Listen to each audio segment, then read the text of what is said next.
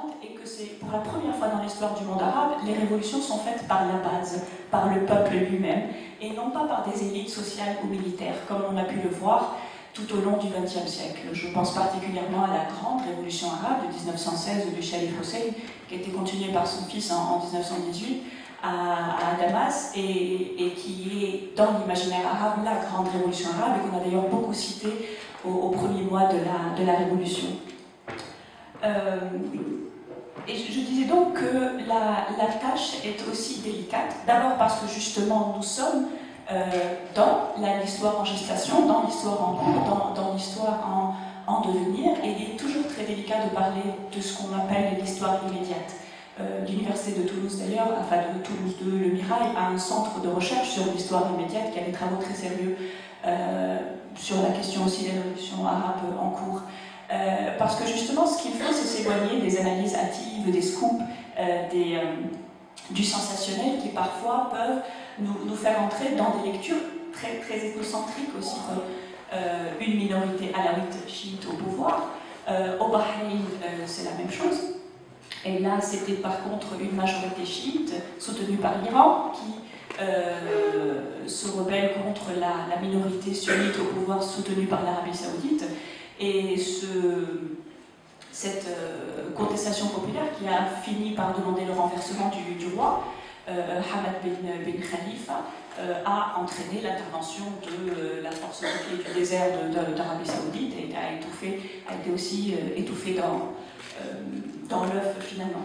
Donc, on voit que ces révoltes, enfin, si elles n'ont pas réussi, comme peut-être ont pu réussir les révolutions égyptiennes et tunisiennes, c'est parce que, d'abord, il y a des causes, si vous voulez, structurelles, qui sont liées aux dimensions ethniques et confessionnelles, mais aussi à une expérience de la révolution qu'ont pu acquérir les pouvoirs.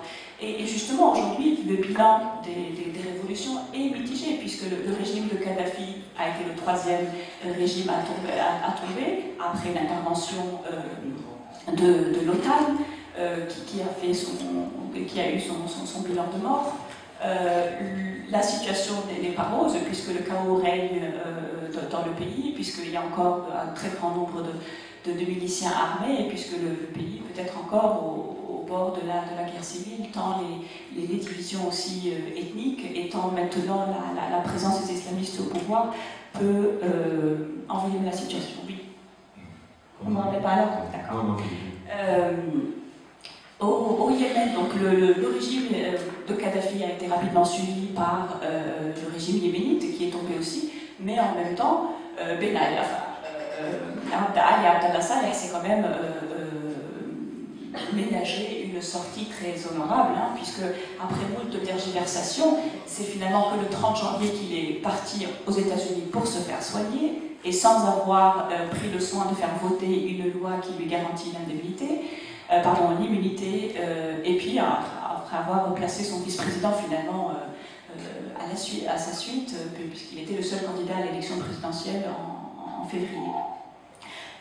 Mais donc, tout ceci pour dire que le bilan, finalement, on peut dire que le bilan de ces révolutions violentes et controversées est très mitigé. Assad se maintient au pouvoir après plus d'un an et demi de contestation populaire, près de 14 000 morts. Aujourd'hui, ce n'est plus une révolution, c'est une guerre civile entre l'armée d'un côté et l'armée libre syrienne de l'autre, donc des révolutionnaires qui sont largement armés, soutenus par des puissances régionales. Et bon, la seule solution, la seule sortie en Syrie pourrait être entre les mains de la Russie, puisque avant-hier on entendait Poutine déclarer que le maintien au pouvoir de Bachar el-Assad pourrait ne pas être une entrave au dialogue pour la sortie de crise ou de l'impasse syrienne. Est-ce que ça voudra dire que Assad est prêt d'être lâché par son allié russe et que donc ses jours seraient comptés? À voir, on est justement dans l'histoire en gestation. Et je pense que je vais revenir sur le cas de l'Égypte, parce que je pense que l'après-révolution en Égypte est un très bon exemple de ce bilan mitigé, puisque après la grande révolution égyptienne, l'Égypte fait toujours l'actualité, au-delà de la symbolique de l'Égypte dans l'imaginaire arabe, parce qu'elle est dans un processus électoral qui dure depuis 6 mois, 3 mois à peu près d'élections législatives, qui ont amené les islamistes, donc les frères musulmans d'un côté, mais aussi les salafistes largement victorieux de ce scrutin, près de 70% des voix, 47% pour les frères musulmans, à peu près 24% pour les salafistes en deuxième position. 6 et 24. Aux législatives, 47 et 24. 60. Oui, 60%, et si on ajoute les autres petits partis, on arrive en tout à 70% à peu près.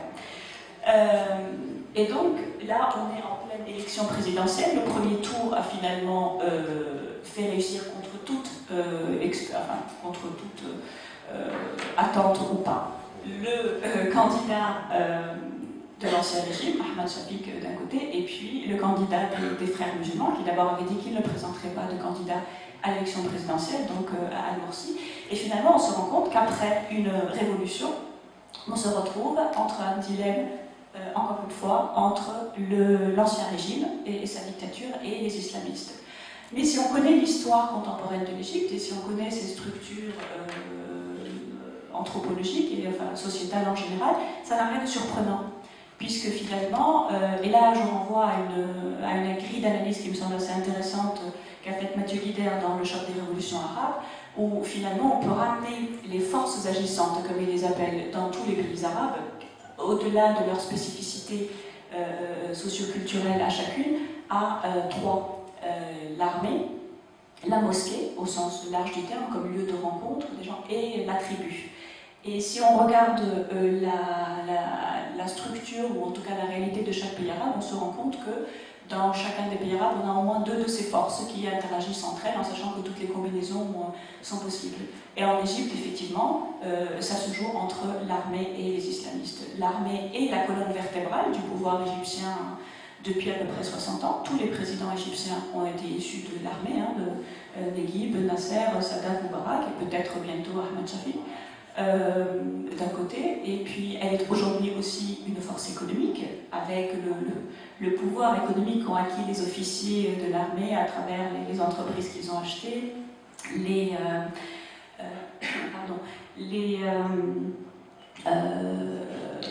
tous les investissements qu'ils ont pu faire dans le pays, tous leurs liens avec des multinationales américaines, etc. Donc ils sont aujourd'hui une force incontestable, militaire et économique dans le pays. De l'autre, les frères musulmans, on ne peut absolument pas dire qu'ils soient des nouveaux venus sur la scène égyptienne, puisque finalement l'islamisme contemporain naît en Égypte avec la réforme islamique du XIXe siècle, et donc surtout plus tard avec la création du mouvement des frères musulmans en Égypte même, par Hassan el-Banna. Et même si ils ont dû donc se réfugier dans la clandestinité à partir des années 50, sous Sadat également, ils sont restés très présents sur le terrain, très investis sur le terrain à travers leur action religieuse. Et aujourd'hui, ils prônent un discours qui a pignon sur rue. Ils prônent la gouvernance morale, ils prônent la redistribution des richesses, etc.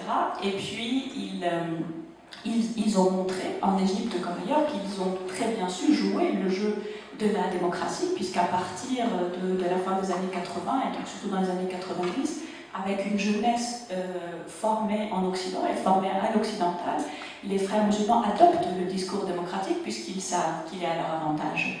Dans les années 90, par exemple, ils publient 3 manifestes. L'un sur les femmes, le premier sur la démocratie, le deuxième sur les femmes et le troisième sur les minorités, notamment les Coptes d'Égypte, dans lesquels ils assoient leur nouvelle conception du pouvoir, donc à travers cette jeunesse occidentalisée qui reste ancrée dans les idées des frères musulmans. Bien sûr, leur discours reste un discours islamiste rigoriste, mais en tout cas qui est très bien imprégné du discours démocratique actuel. Et donc, le paradoxe, c'est que finalement, les révolutions ont été menées par des jeunes de manière spontanée, qui sont descendus dans les rues, mais finalement, comme dit Napoléon, dans les révolutions, il y a 2 sortes de gens. Il y a ceux qui les font et ceux qui en profitent. et l'après-révolution en Égypte est sans aucun doute, sans nul doute, un après islamiste. Donc après le Conseil du peuple, le Conseil de la Choura, aujourd'hui les élections présidentielles, qui donc risquent d'être emportées par le candidat des frères musulmans. Et si vous voulez, même si aujourd'hui il y a, puisqu'on est dans l'histoire immédiate, il y a de quoi se demander, est-ce que le pouvoir sera pour la décennie ou les décennies à venir en Égypte entièrement dominé par les islamistes au niveau législatif, exécutif et exécutif, en sachant qu'il y a d'autres forces islamiques en Égypte qui demandent aussi leur part du pouvoir. Je pense à l'institution d'Al-Azhar, je pense même aux soufis en Égypte, en sachant que finalement les salafistes sont devenus en deuxième position, et dans certaines régions même ils sont devenus en première position parce qu'ils ont su capitaler sur les structures tribales de ces pays-là.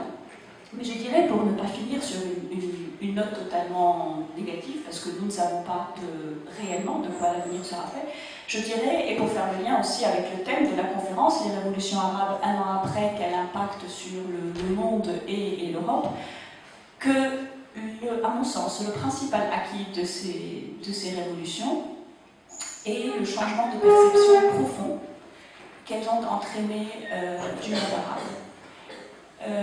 Ce changement profond touche, à mon sens, trois éléments. Il touche les acteurs des révolutions eux-mêmes, les événements et le contexte politique plus large. Les acteurs, parce que je pense que le mérite principal de ces révolutions aurait été d'abord de démentir la théorie de l'exception arabe, qu'on a pu beaucoup entendre dans les dernières 20 ou 30 années, surtout après la chute de l'Union soviétique.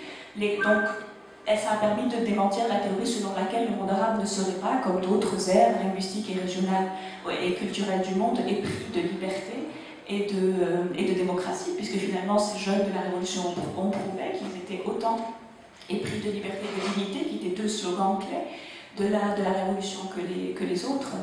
Un changement de perception de la jeunesse arabe, des jeunes de la Révolution, puisque donc finalement ils sont devenus un peu les icônes et les symboles de cette révolution dans le monde arabe, certes, et là je pourrais peut-être dire un mot des femmes dont je n'ai pas beaucoup parlé jusqu'à maintenant, des jeunes femmes qui n'ont même pas la trentaine, comme Lina Benhemi, la tunisienne blogueuse qui a publié un livre il y a quelques mois, ou comme Esma Mahfouz, l'égyptienne dont on dit qu'elle est peut-être, enfin en tout cas, qu'elle serait à l'origine de l'appel à la révolution massive du 25 janvier à travers les blogs qu'elle a écrits ou pas. Il est évident que le mouvement est beaucoup plus complexe de cela, mais n'empêche que dans la perception arabe et dans la perception occidentale plus largement, ces filles-là sont des icônes de la révolution. Elles ont d'ailleurs toutes les deux été pressenties pour le prix Nobel de la paix. Je signale en passant qu'Asma Mahfouz est une jeune fille conservatrice voilée. D'ailleurs, ce qui est intéressant, c'est que ces femmes qui ont joué un très grand rôle sur les réseaux sociaux le font parce qu'elles ne sortent pas beaucoup et parce qu'elles sont rarement sur la place publique. Donc leur présence à la maison a permis qu'elles puissent être un moteur, en tout cas de participation aux révolutions. Quand je parle de perception aussi, de changement de perception aussi de la femme arabe, puisque finalement elle était présente sur les places, dans les rues, qu'elle soit voilée ou non, parfois souvent en niqab, mais elle était présente sur la place dans des pays même où on ne l'attendait pas, comme au Yémen par exemple, qui reste le pays le plus conservateur et le plus pauvre du monde arabe. On ne l'a pas vue dans des pays où on s'attendait à la voir, comme la Syrie, qui a toujours été connue pour être un pays laïque et progressiste, de par l'idéologie bassiste en tout cas qui domine dans ce pays-là. Et justement, lorsque je signale que par exemple Esma Mahfouz est une jeune fille voilée, l'une des grandes icônes femmes et jeunes de la Révolution est Tawakkol Karman, cette jeune femme yéménite qui a reçu le prix Nobel de la paix en ex-aequo avec deux femmes africaines. Tawakkol Karman, soit dit en passant, est une jeune femme qui est une militante du Parti de la Réforme, Al-Islah, qui est le parti des frères musulmans au Yémen, mais on lui a décerné le prix Nobel de la paix, ce qui montre aussi un changement de perception des islamistes eux-mêmes, pour le bien ou pour le pire. Ce danger d'hier, contre lequel les dictatures d'hier étaient des remparts, sont aujourd'hui l'alternative démocratique dans la perception, encore une fois, populaire. Je m'inscris toujours dans l'histoire perceptive, sont aujourd'hui un rempart contre le danger d'aujourd'hui, c'est-à-dire les reliquats des anciens régimes. Et il y a d'ailleurs ce terme d'islamisme modéré qui a été forgé. On pourrait se demander qu'est-ce que c'est qu'être un islamiste modéré, mais n'empêche que ce terme est aujourd'hui utilisé très couramment, et ça montre encore une fois un changement de perception de la chose. Et donc, finalement, pour finir, le changement de perception ne touche pas seulement les acteurs, mais aussi les événements.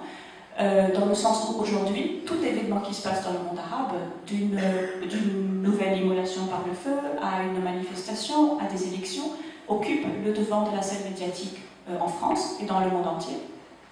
D'abord, ces jeunes dont je parlais tout à l'heure ne sont pas seulement des icônes dans le monde arabe, mais au-delà, puisque des indignés de la Puerta del Sol à Madrid, à Zuccotti Park à New York et aujourd'hui à Montréal, où le slogan est du printemps arabe au printemps érable, ces jeunes-là sont des icônes de la Révolution. Mais donc, juste pour vous donner un indicateur de ce changement de perception qui ramène le monde arabe sur la scène médiatique, lorsque Mohamed Ben Azizi s'est immolé par le feu en Tunisie le 17 décembre, il a fallu attendre 11 jours, le 28 décembre, pour qu'il y ait une première information sur ce qui se passe ou s'est passé en Tunisie dans le journal principal de la France, Le Monde. Et cette information était sous la forme d'une dépêche. Et les informations de Tunisie ont continué à être publiées sous forme de petites dépêches d'informations, de faits divers, jusqu'au 7 janvier. Ce n'est que le 7 janvier, donc une semaine avant la chute de Ben Ali, quand le mouvement avait pris toute l'ampleur qu'il pouvait prendre, que la révolution tunisienne fait la une du Monde. Très vite, lorsque la révolution égyptienne éclate le 18 janvier, la révolution égyptienne fait la une du Monde le 19 janvier, le lendemain. Et depuis, et jusqu'à aujourd'hui, il n'y a pas un jour sans que, dans le Monde, pour reprendre mon même exemple, il y a un article au moins sur le monde arabe, que ce soit sur les événements de l'actualité, des élections, des répressions, des petites manifestations, ou en tout cas des analyses de ce printemps arabe ou de ses répercussions ailleurs. Donc, à voir maintenant ce que ces changements de perception peuvent avoir comme répercussions, par exemple sur le contexte, notamment sur le contexte méditerranéen et le partenariat euro-méditerranéen. Est-ce que les pays arabes qui sont maintenant, et les gouvernements arabes plus particulièrement, qui sont élus démocratiquement, quelle que soit leur couleur, vont être considérés comme de vrais partenaires, y compris donc les gouvernements des frères musulmans, puisqu'aujourd'hui ils sont considérés comme des forces en présence. Et encore une fois, au niveau de la perception, un moindre mal contre les dictatures d'hier, un moindre mal contre le chaos et l'anarchie qui guettent dans tous ces pays-là, y compris en Tunisie et en Égypte. Nous sommes dans l'interprétation de l'histoire immédiate, donc l'avenir le dira. Voilà. Merci pour votre attention.